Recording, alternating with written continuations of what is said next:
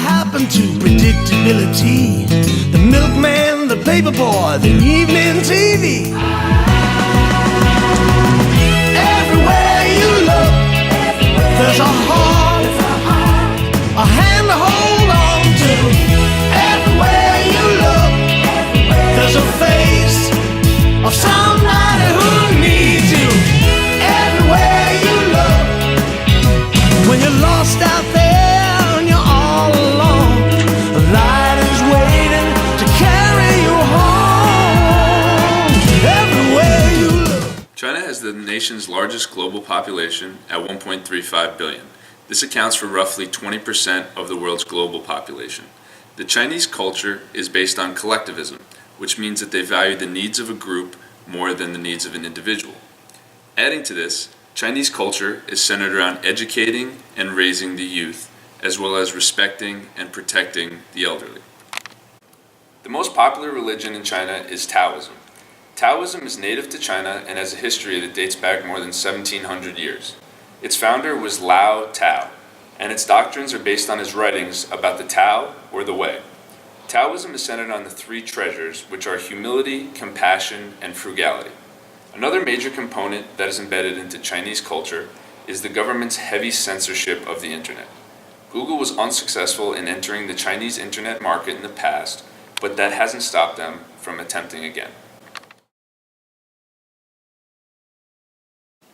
The Chinese government is intrinsically linked with both business and culture.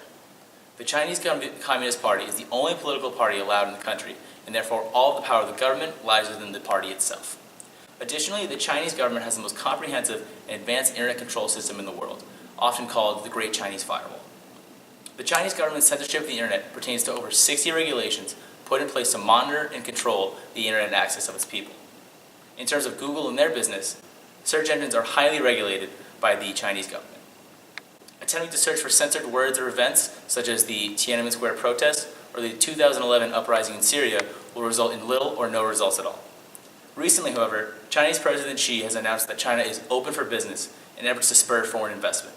However, many American firms are waiting to see more than just words from the Chinese government and actually action instead.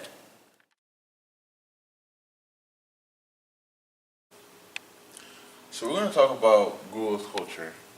First, there's no distractions, and you might find that ironic, but because there's opportunities to eat, play, etc.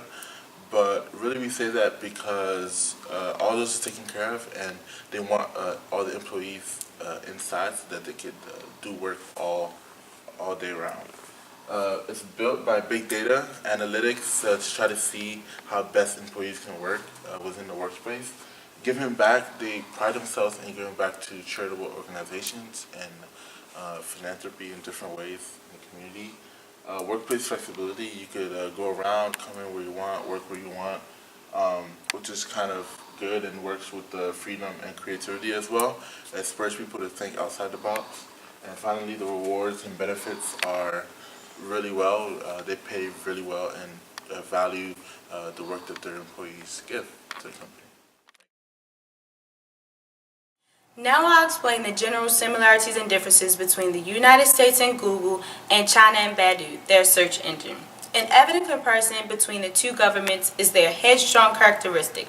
They do not back down from decision making, nor are they easily persuaded when making business deals. Another similarity is the internet security. Both want to ensure their users get credible information while staying safe. Furthermore, some differences are the United States has a very individualistic way of living, where the Chinese have a very collective way of living. Google and the government are two separate entities. The government does not control or regulate what Google does, versus Chinese government controlling everything Baidu is allowed to regulate for its users. Lastly, this is very important. Google requires no tracking, where the Chinese government forces Baidu to track everything its user searches, and that is a prominent example of what we'll go into next. Based on what